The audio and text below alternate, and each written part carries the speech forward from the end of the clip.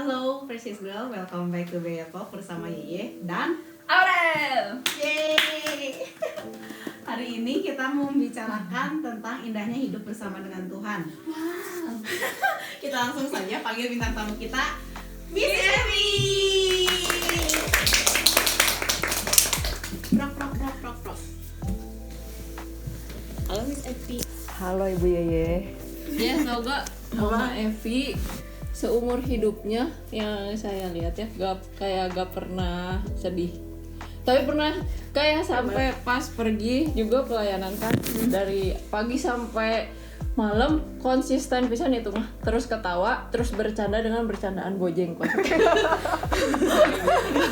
Cuman pernah saya satu kali nginep kan di rumahnya Mama Evi. Nah itu mah syok terbesar seumur hidup, marahin Dion. Langsung kaget Mama Evi bisa marah. Ya itu yang aslinya berarti ya. Sampai terguncang loh seumur hidup. Oh gitu, aduh kasihan. Galak emang? Galak gak? Galak nggak ya? Galak sih aslinya mah. Oh. Aslinya galak. Lebih galak. Jadi kalau ada sesuatu yang di luar kaidah-kaidah tertentu tuh kesel dulu gitu yang ada gitu. Tapi di samping itu mah semuanya pengen dibawa bercanda. Iya sih, bercanda terus. Tante gimana? Coba ceritain tentang kehidupan Tante. Kehidupan dari mana? Mana aja boleh. Dari awal ya? Iya. Aduh, dari awal Dari ya. lahir. Dari lahir. Kalau inget mah. Kalau ingat. Kehidupan dari awal berarti dari keluarga besar dulu ya. Jadi saya itu lahir di sebuah keluarga yang besar. Jadi saya anak ke-8 Banyak ya? dari kayak marmot. 8 dari 8 bersaudara gitu. Iya. Kayaknya kalau marmot lebih sedikit daripada itu kali ya. Iya 5 paling ini 8 gitu. Oh Tante bungsu. Bungsu iya. Terus bedanya sama kakak yang paling besar mah 24 tahun bedanya. Sama kakak yang nomor 7 bedanya 10 tahun. Iya. Gitu. Ya jadi udah beda abad kan sama yang paling besar ya. Iya. Gitu. Terus orang tua baik-baik ya. Pada awalnya sih seperti itu. Terus mau tahu lebih lanjut lagi? Mau. Oh mau ya. Nanya. Iya, benar. Kalau hubungan sama keluarga, jadi awalnya tuh dulu saya tuh nggak akan dipelihara sama mama. Dulunya tuh karena si mama tuh udah capek, mami lah ya, saya manggilnya mami. Mami tuh udah capek. Punya 7. Terus udah gitu dia hidup juga sama mertuanya bareng dan budaya kami Chinese itu kan toto banget ya. Jadi kalau hidup sama mertua tuh kewajibannya banyak sekali gitu. Nah udah ngegedein anak 7, Kurus. Tips diet guys. Ya. Tinggal dengan mertua. Lalu udah gedein 7 anak, nah keluarlah yang ke-8 ini. Tante. Jadi udah lelah kayaknya ya, dan mami juga katanya dulunya hampir mati waktu ngelahirin saya. Gitu. Jadi udah bilang ini mah mau dikasihin ke dokter yang nolong mami ngelahirin. Ya gitu. Kebetulan dokternya orang bule. Jadi kalau itu jadi, saya itu sekarang udah ada di negara barat berarti. Gitu ya, nggak akan bertemu Tuhan Yesus kayaknya. Bisa dipastikan. Ya, mungkin jadi ateis mungkin. Iya. Nah, terus tapi cici saya itu, saya punya cici 2. Jadi dari 7 kakak tuh cicinya 2. 5 Selebihnya koko. Cici saya bilang jangan yang gede ya. Dibilang enggak katanya. Adik saya ini jangan dikasih ke dokter. Saya mau pelihara cina. Pelihara mama bener ya. Kayak Tori. Saya mau urus katanya gitu. Jadi ya oke katanya kalau gitu. Papi saya senang sekali waktu itu. Jadi pulang dari dokter udah disiapin semuanya lah, perlengkapan bayi dan sebagainya gitu. Jadi akhirnya dipeliharalah saya sama cici saya selama 3 bulan. Cici yang pertama, cici yang kedua melanjutkan sampai saya umur 4 atau 5 tahun lah. Kayak Musa. Terus? Iya kayak Musa ya, cuman nggak dialirin di sungai. Iya, solokan. Beda. Maksudnya pakai baju kuning. Terus Telat ya? Iya. Gitu. Nah, waktu saya kecil mah seperti happy-happy aja. Tapi waktu saya udah agak besar, mulailah ada masalah-masalah di situ. Saya ingat kurang baiklah hubungan saya dengan Koko, gitu. Terus tante ada halangan dalam pertobatan. Jalan tante bertobatnya gimana gitu? Lancar? Jalan bertobat, maksudnya sampai ke pertobatan ya. Dengan background seperti itu. Saya termasuk orang yang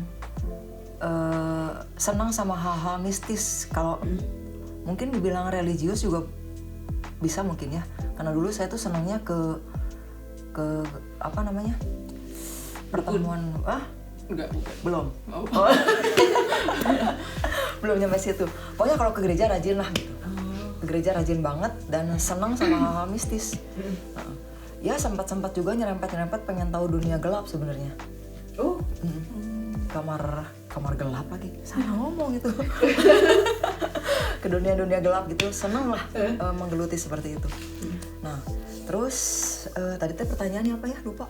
Pertobatan. Oh, pertobatan ya. Pertobatan. Pertobatan. Nah, sampai suatu saat saya itu berpikir bahwa Tuhan itu nggak konsisten gitu.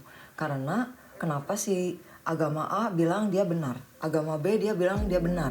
Terus semuanya juga mengajarkan bahwa mereka itu harus bisa masuk ke surga katanya. Semua agama bilang kayak gitu.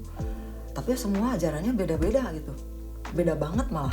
Kenapa ya Tuhan teh nggak konsisten gitu menurut saya teh. Nah jadi saya bilang yang mana ini teh yang benar, karena saya yakin banget nggak mungkin ada berbagai aturan untuk masuk surga gitu. Dulu mah kan pengennya masuk surga ya. Terus waktu saya lagi galau-galau gitu, tiba-tiba seperti ada yang ngomong atau entah apalah gitu ya. Saya juga nggak berani bilang itu teh jelas banget suara Tuhan, tapi suara itu bilang, kamu percaya nggak bahwa Alkitab itu adalah firman Allah katanya gitu. Terus saya bilang percaya, saya percaya firman. Suaranya sejelas itu ya, panjang juga ngomongnya. Di hati tante. Apa? Nah itu nggak tahu.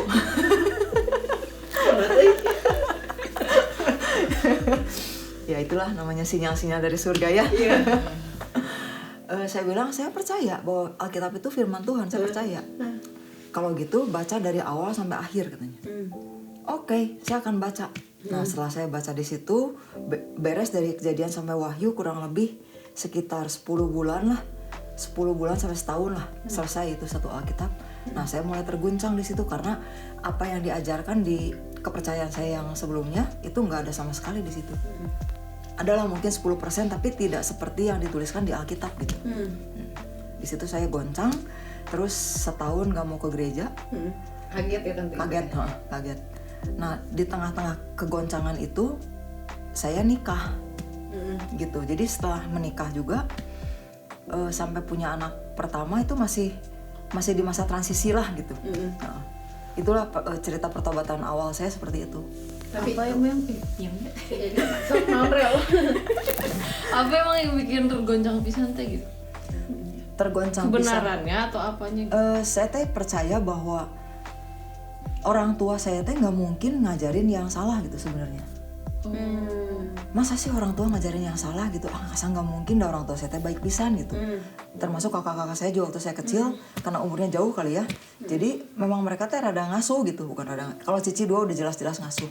Kalau suatu saat nonton ya saya sangat berterima kasih sekali sama cici-cici saya. Terima kasih. Luar biasa. Ya. Tapi ya itu, saya berpendapat bahwa orang tua tuh nggak mungkin lah menyesatkan anaknya gitu. Jadi saya teh goncang gitu. Gitu, itu yang bikin iya gitu. Jadi yang mana itu yang benar teh gitu. Alkitab bilang seperti ini, tapi masa sih orang tua teh nyesatin anaknya gitu. Itu saya denger Injil atau emang sendiri aja nyari gitu? Nyari sendiri baca. Oh jadi nggak ada yang ngomong? Nggak ada yang ngomong. Ngomongnya yang tadi itu, yang kamu percaya nggak bahwa Alkitab itu firman Tuhan? Oh itu mah bukan orang ya? Bukan orang. Udah nyimak ngomongnya. Berarti tante sebenarnya tante secara pribadi udah punya kehausan ya kepada Tuhan secara pribadi, makanya gitu kan kan Iya, sendiri. iya sendiri. Makanya saya juga bilang tadi kan, saya tuh senang sama hal-hal mistis. Jadi ketuhanan juga bagi saya tuh hal mistis gitu. Tapi ini bagian yang putihnya lah gitu. Roh ya. Bagian yang putihnya gitu, yang benernya. Tahu itu teh dulu gitu. Iya. Terus tante Gitu. setelah tante bertobat kan akhirnya tante pasti bertobat kan? Enggak. Bertobat nggak ya? Lebih banyak masalah sebelum atau sudah bertobat tante? Kalau dibilang masalah sebelum bertobat itu masalah kayaknya cuma satu kali ya. Cuma sama hubungan keluarga aja rasanya dulu tuh yang dominan. Ya. Selain masalah sekolah ya udah pastilah sekolah mah udah error aja sama sekolah mah ya. Pelajaran-pelajaran semua nggak bisa rasanya. Oh maksud sih Cuman olahraga doang. kenapa sekarang bisa bahasa Inggris? Nah itu nanti ya. Nanti ada bagiannya diceritakan ya. Seru nih. Kenapa boleh bisa bahasa nih, Inggris cerita ya? lagi kapan-kapan. Jadi lahan penginjilan kali ya? Kenapa? Itu yang bahasa Inggris. Bisa jadi kali ya. Mungkin seperti itu. Tadi nanyanya apa lagi lupa tadi teh? Apa ya? Oh iya, yang itu lebih masalahnya. banyak masalah. Ya, oke. Sebelum atau sudah Sebelum atau bertobat? sudah? Sebelum bertobat masalah yang saya ingat itu yang dominan tuh cuma masalah keluarga aja. Jadi hubungan saya sama kakak saya tuh nggak bagus jadinya gitu. Bukan saya sama kakak saya aja, tapi memang adik kakak kami ini nggak bagus lah hubungannya satu sama lain. Gitu. Ya. Terus gimana tante perihal dalam mengampuni, hati dalam mengampuninya? Ada susah hambatan atau? Mengampuni adalah hambatan jelas itu. Jadi sebelum saya bertobat itu ada kebencian sama ada sakit hati kan, ya sama koko lah, sama koko, salah satu koko itu. Terus saya bahkan waktu itu tahu bahwa ini tuh salah nih. Saya tuh nggak enak banget hidup dalam kebencian dan sakit hati itu sangat menyiksa sebetulnya kan. Tapi mau ngampunin tuh nggak bisa gitu. Di luar Tuhan itu betul-betul nggak mungkin orang bisa mengampuni. Tidak mungkin. Iya sih. Begitu pengen ngampunin, langsung yang dipikir di kepala itu keenakan dia kalau saya ampuni. Nggak bisa dia diampuni. Dia tuh harus mati gitu. Itu yang dipikirin tuh itu. Jadi arahnya tuh ke mati. Gimana caranya supaya dia nggak ada lagi di muka bumi ini? Gimana caranya supaya dia tuh paling nggak ada di rumah inilah gitu. Supaya nggak bikin kacau rumah ini, suasana di rumah ini. Itu yang dipikirin. Itu.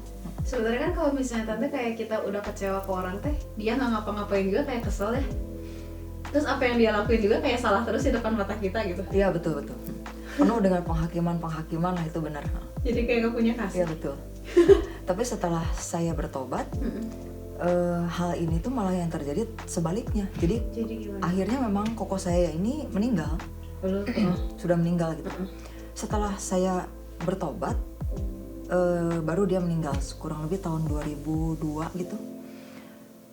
Yang ada tuh ketika pertama kali saya dengar dia meninggal, itu saya nangis malah. Padahal dulu sebelum bertobat saya pengen dia mati kan. Tapi beneran mati, beneran meninggal gitu ya, saya nangis di situ. Bahkan saya langsung telepon sama maminya Aurel, saya bilang sambil nangis itu, saya ingat banget, "Nak, gimana nak? Koko saya meninggal nih." Aduh, rasanya saya belum menginjili penuh gitu sama dia teh gitu. Nah, itu punya hati seperti itu gitu dulu. Kasih. Dan itu bukan saya jelas ya. Iya, Karena Tuhan. sebelumnya saya seperti itu, sesudah kenal Tuhan jadi seperti itu, ya itu jelas bukan saya, itu Tuhan gitu. Iya, hebat. Mas jadi sebelum sama sesudah bertobat lebih berat mana? Sebelum saya sudah bertobat, ya itu tadi, sebelum bertobat mah masalahnya cuma di hubungan keluarga doang ya. Tapi sesudah bertobat itu masalahnya banyak. Tapi sebelum bertobat itu sepertinya nggak ada jalan keluar walaupun masalahnya cuma sedikit gitu. Kalau sesudah bertobat masalahnya seperti banyak tapi selalu ada jalan keluar dan ada sukacitanya gitu. Jadi maksud tante Tuhan Yesus, pribadi Tuhan Yesusnya jangan keluar sendiri ya, solusinya sendiri. Iya, Pribadinya Tuhan. iya, pribadinya Tuhan. Itu banyak pisan lah kasus-kasusnya. Mau diceritain nggak? Oh. Contoh ya. Contoh satu. Iya. Ada berapa gitu? Banyak. Jadi contohnya ya misalnya, nah masa transisi saya kan waktu pas lagi bingung-bingungnya itu pas juga dengan pernikahan, pas nikah di tahun-tahun pertama pernikahan itu juga di masa-masa saya sedang mencari kebenarannya yang gimana gitu. Nah, waktu itu si anak saya yang gede, si Dion, masih bayi kan. Masih bayi, tinggal di rumah mertua selama 3 bulan kalau nggak salah. Di kamar bayi itulah mamanya Aurel itu sering pisan datang ke rumah mertua, jadi sambil bantuin. Nah di situ kan pertanyaan saya banyak sekali kan, dari tadi yang baca Alkitab dari awal sampai akhir yang nggak ada jalan titik temunya kan. Nah di situ saya nanya banyak sekali pertanyaan. Jadi disitulah sama mamanya Aurel tuh dibukain semua. Ini teh gini maksudnya, ini gini. Nah, itu merdeka banget gitu rasanya teh. Dan sangat penuh sukacita. Jadi begitu Tante Anu datang teh kayak apa aja gitu yang datang teh. Wah ini mah bisa ditanya-tanya. Nanya ini, nanya. Iya benar. Ya sampai akhirnya mah waktu PA itu adalah waktu yang sangat saya tunggu-tunggu. Gitu. Lebih dari nonton, piknik dan sebagainya lah gitu waktu PA teh. Ya Tante Anu datang loh dari Kopo ke Antapani dulu. Dia konsisten sekali tuh datang. Walaupun cuma 1 orang ini doang. Hanya untuk 1 orang ini itu luar biasa benar. Ya obat lagi. Itu kasih karunia Tuhan itu. Jadi itu juga saya yakin banget itu adalah jawaban dari Tuhan ya. Diberikan orang yang tepat untuk menjawab semuanya gitu. Terus masalah-masalah setelah pernikahan itu banyak. Misalnya masalah rumah tangga mah jangan ditanya lah ya, banyak sekali. Masalah mendidik anak. Jadi saya tuh dulu takut kalau si anak ini ketika sekolah, saya dulu belum tahu bahwa sekolah itu seperti itu dampak buruknya. Tapi sebelum anak-anak di sekolahin tuh udah takut. Aduh gimana ya nanti kalau dia terpengaruh ini, gimana kalau dia ngerokok, gimana kalau dia masuk ke dunia pornografi misalnya, mabok-mabokan atau dan sebagainya lah ya. Takut pisan. Terus jadi saya mempelajari parenting. Lihatlah buku-buku apa semua gitu. Tapi tetap aja nggak serak gitu. Si parenting itu yang bukan jawabannya. Nah tiba-tiba saya diingatkan ayat di Mazmur 119 ayat 9 kalau nggak salah. Dari lagu anak-anak juga kalau nggak salah. Dengan apakah seorang muda mempertahankan kelakuannya bersih dengan menjaganya sesuai dengan firman-Mu. Ayat itu bilang gitu. Setelah saya renung-renungkan ini sepertinya jawaban yang kokoh gitu. Oh ternyata ada jalannya untuk menjaga anak-anak untuk tidak jatuh ke dalam segala macam yang buruk. Oh ini, yaitu saya pegang firman itu, gitu. Si ayat itu saya pegang.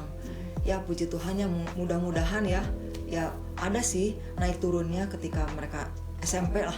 Waktu SMP tetap ada lah misalnya ngomong kasar dan sebagainya mereka itu ya. Tapi ngomong kasar. Apa? Abi ngomong kasar. Dua-duanya. Dua-duanya ngomong kasar. Dan ada masa pemberontakan mereka. Nah, si Abi ya ini mah. Abi ya, kamu kenapa? Ya, Abi punya kekerasannya sendiri, Dion juga punya kekerasannya sendiri, masing-masing punya keahliannya sendiri dalam bidang kekerasan. Nah, tapi tetap saya pegang firman ini. Iya. Selama masa itu tuh banyak saran-saran dari luar. Biasa remaja mah memang gitu, Ci. Teman-teman ya, biasa Vi, remaja mah gitu, nanti juga lewat. Tapi waktu saya sendirian dan ketika berdoa saya bilang, iya gitu remaja kayak gitu. Firman Tuhan nggak bilang tahanlah orang tua, masa remaja itu memang kita sebelum. Tapi ya, nggak ada kan ayatnya kan. Yang ada itu, yang saya pegang lagi bahwa Tuhan Yesus umur 12 tahun itu ada di mana? Ada di bait Allah umur 12 tahun. Berarti satu SMP itu. Anak-anak SMP ini yang aneh-aneh ini seharusnya mereka ada di bait Allah kalau ikut contohnya Tuhan Yesus gitu. Jadi saya tepis semuanya tentang parenting itu nggak ada yang benar. Pegang firman Tuhan itu baru benar. Jadi menghidupinya ya tante. Menghidupinya. Iya. Jangan percaya aja soal itu mah gitu.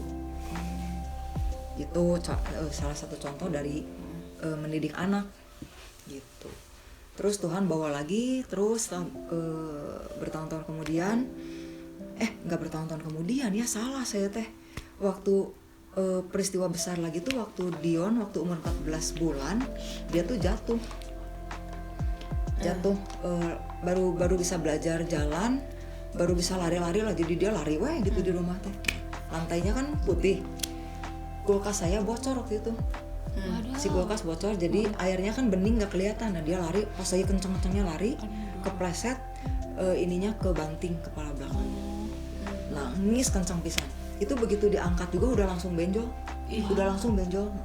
setengah bola pingpong lah, setengahnya gitu. Gede banget. Kalau segede bola pingpong gini kan lucu ya di sini ya, kayak pentolan apa gitu. Enggak, jadi setengah bola pingpong. Nangis banget, terus sama saya biasa dulu dikasih arak gosok kan. Udah aja tidur juga dalam keadaan sakit, dia nggak bisa terlentang begini. Besok paginya dia jatuh lagi dengan cara yang sama, tapi bukan karena air. Jadi karena ada bungkus CD lah dulu di lantai juga bening tuh, nggak ada sampulnya. Sama juga dia lari-lari kepleset lagi, jatuh lagi dengan cara yang sama, kena lagi belakangnya yang kemarin. Pisang juga kalah itu mah ya. Kalah, licin pisan. Nah itu belum 24 jam tuh kejadian jatuh pertama sama jatuh kedua kan. Lemes saya waktu itu, aduh ini mah ngeri banget lah.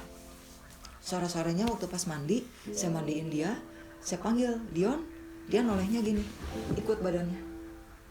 Aduh udah nggak bisa noleh berarti, ini lehernya udah nggak bisa gerak.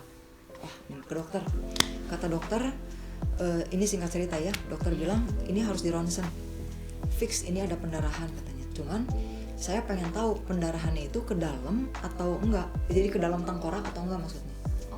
Kalau sampai jadi si tengkoraknya ini ada retaknya, nah saya pengen tahu retaknya di mana, dia bilang. Ya, pengen tahu retaknya di mana. Udah ronsen, keluar hasilnya malam itu juga karena ditungguin sama dokternya juga, ditelepon tolong anak ini urgent. Retaknya ternyata bukan di sambungan, tapi di tengah-tengah lempeng, tengah lempeng tengkorak gitu. Retak di situ di tengah-tengahnya. Nah, wah kata si dokternya, ini mah harus di CT scan. Bukan CT scan, apa namanya di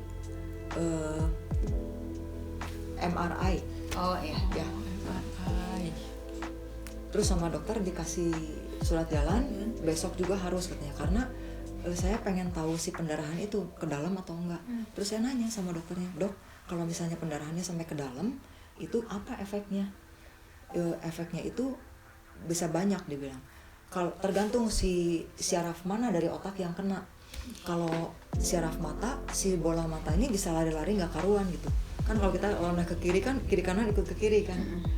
Kanan dua-duanya ini bisa lari-lari, dia bilang. Terus udah gitu tangan bisa loncat-loncat sendiri gitu. Jadi syarafnya udah nggak terkendali. Lalu yang paling ngeri, dokter bilang bisa jadi terbelakang. Itu teh gitu. Untung sekarang terdepan. Ya, sekarang jadi Mantap.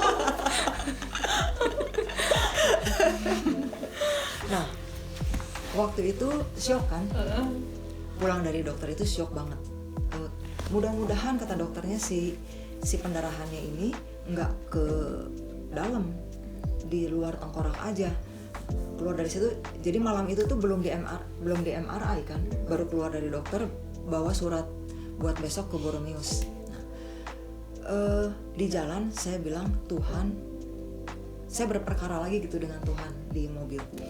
Tuhan yang ngasih anak ini, Tuhan juga yang akan menyembuhkan anak ini. Saya bilang, saya nggak mau percaya semua kata-kata dokter.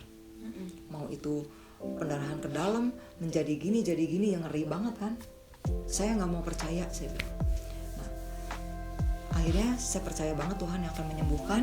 Terus 2 minggu, besoknya ke rumah sakit, dia MRI, hasilnya ya mengecewakan. Ada sedikit pendarahan ke dalam, nggak banyak, tapi pendarahannya sudah ke dalam gitu. Berarti harusnya teori dokter tadi benar kan? Kembali lagi saya bilang, Tuhan, saya percaya Tuhan akan menyembuhkan anak ini. Pesan dari dokter yang pertama, jaga supaya jangan jatuh lagi. Ya iyalah, dalam hati saya ya itu ya. Udah 2 kali saja udah kapok dok gitu. Kalau pesannya cuma itu mah saya juga bisa lah ya, jaga gitu. 24 jam dijaga penuh si dia gitu. 2 minggu kemudian kontrol lagi ke dokter. Sama si dokter tadi dipegang-pegang si kepala tanya. Jadi pegang-pegang gini. Ini mah ibaratnya. Terus diputar-putar si kepala teh. Terus dia lihat ke saya lagi. di iya benar digini-gini nih digini-gini gitu maksudnya nggak sampai kebalik sana ya. Dipencet-pencet lagi terus lihat lagi ke saya, ini anak sembuh katanya, diapain sama ibu? Nggak diapa-apain dok, didoain. Ini anak sembuh katanya. Dia langsung duduk ke tempatnya, nulis apa nggak tahu, dan itu dinyatakan fix sembuh sampai hari ini. Itulah Tuhan itu betul penyembuh gitu. Itu dari anak yang pertama. Anak yang kedua nggak sepanjang itu ceritanya. Itu 7 bulan dia sakit panas tinggi, nggak turun-turun, mau pakai obat antibiotik sekeras apapun nggak turun-turun, dan kalau pipis panas banget seperti air termos yang udah didiemin sekitar 4 jam lah ya, 4 jam 5 jam kan masih panas kan ya, kalau termosnya bagus. Ini kategori termos bagus. Kategori termos bagus ya. Mau ya. Panas banget selama 2 minggu. Itu tuh udah bolak-balik ke dokter itu teh. Ya, dan nggak turun-turun. Akhirnya vonis dokter yang terakhir itu si Abi tuh kena sakit ginjal. Waduh. Umur 7 bulan kena sakit ginjal. Ya. Saya bilang nggak bisa. Anak saya tidak mungkin kena sakit ginjal. Kembali lagi saya berdoa sama Tuhan, Tuhan hanya Engkaulah penyembuh. Terus selang 2 hari kemudian gitu, tapi dia udah makan banyak antibiotik sih, dan yang nggak sembuh-sembuh teh kan. USG juga, si Abi itu di USG juga, dan hasilnya katanya sakit ginjal ya. 2 hari kemudian atau 3 hari kemudian gitu, karena panasnya udah turun tuh waktu itu, bawa ke dokter, beda dokter. Kata dokter ini, mana mungkin ini sakit ginjal katanya. Enggak tuh, ini anak mah nggak sakit ginjal katanya. Jadi penyakitnya cuman penyakit apa ya, ruam aja di kulitnya gitu, ruam di kulit aja, udah cuma sesimpel itu, dan dia sembuh langsung gitu. Ya itulah soal sakit penyakit dan pendidikan anak-anak mah gitu. Di jadi dalam memang Tuhan. dalam Tuhan gitu. Apa yang buat Tante bertahan bersama ada Tuhan? Apa yang buat Tante bertahan gitu untuk menjalani hidup itu? Yang membuat Dalam bertahan, masalah yang terus ada kan? yang membuat bertahan apa ya? Ya hidup bersama Tuhan itu nggak bisa dibandingin lah ya, sama apapun ya. Paling indah lah rasanya, indah banget lah bersama dengan Tuhan itu. Pertama mas saya takut sama dosa ya. Takut gitu kalau berdosa, kalau di luar Tuhan. Alas ya, waktu dulu sebelum tahu kebenaran sampai segini mah, yang ditakutin tuh takut masuk neraka sih memang. Ya, jadi pengen masuk surga dan gak mau masuk neraka gitu, takut sama dosa gitu. Satu, takut sama dosa, kedua takut sama Tuhan juga memang. Tapi yang mana yang lebih dominan saya nggak tahu nih, antara takut dosa sama takut Tuhan tuh yang mana gitu, yang benernya tuh gitu. Ya tapi itu yang saya rasain gitu. Terus kenapa mau bertahan juga di sini? Karena mau menyuarakan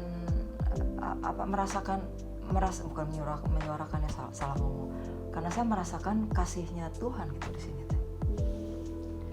Gitu. Kayak indahnya bersama Tuhan ya Tante ya. Iya, benar. Jadi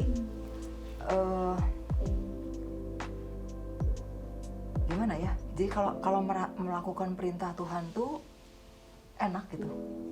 Susah dideskripsikan kata-kata harus dialami sendiri. Jadi kayak tadi aja soal mengampuni kan, saya tuh ngerasain betapa tersiksanya saya sebetulnya. Tapi waktu pada saat bencinya mah nggak bisa keluar dari rasa itu, nggak bisa keluar dari si sakitnya itu. Tahu nggak enak banget kan. Tapi setelah saya bertobat dan mengampuni, baru saya bisa bedain, oh gini rasanya enaknya mengampuni teh gitu. Gitu. Berarti dulu saya teh hidup dalam kebodohan dan ditipu oleh si jahat gitu. Padahal dulu rasanya benar waktu lagi benci mah gitu. Jadi kayak sebelum bertobat mah kita teh kayak suka merasa benar menurut pandangan sendiri ya. Iya benar. Tapi setelah dilakukan melakukan firman Tuhan, kita jadi tahu kebenaran ternyata saya salah. Iya benar. Bodoh gitu. Ternyata bodoh. Iya Tante, makasih ya buat kesaksian hari ini karena jadi memberkati kita. Sama-sama Ibu Yeye. Tante ada pesan apa buat para precious girl? Buat para precious girl, pesannya ya jangan pernah tinggalkan Tuhan seumur hidupmu sampai nafas terakhirmu. Jangan pernah tinggalkan Tuhan Yesus Sang Mesias. Seperti juga yang pernah saya sudah alami dari awal, bahwa Tuhan itu membawa kita dan dia meninggalkan jejak-jejak yang indah gitu di hidup kita. Jadi jangan pernah tinggalkan Tuhan Yesus Kristus Mesias kita.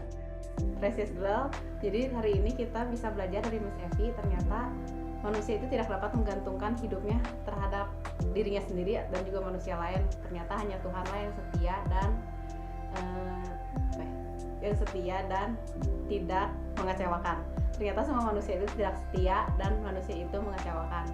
Jadi alangkah lebih baiknya kalau kita bertemu dengan Mesias secara pribadi masing-masing. Jadi bertemu Mesias tanpa perantara apapun, tanpa perantara siapapun. Jadi precious girl, marilah kita belajar untuk berdoa dan berseru setiap hari kepada Tuhan, setiap waktu, sepanjang hidup kita untuk minta bertemu dengan Mesias. Ya precious girl, sampai sini dulu perbincangan Beto hari ini. Jangan lupa saksikan episode berikutnya bersama dengan bintang tamu yang sudah kalian tahu.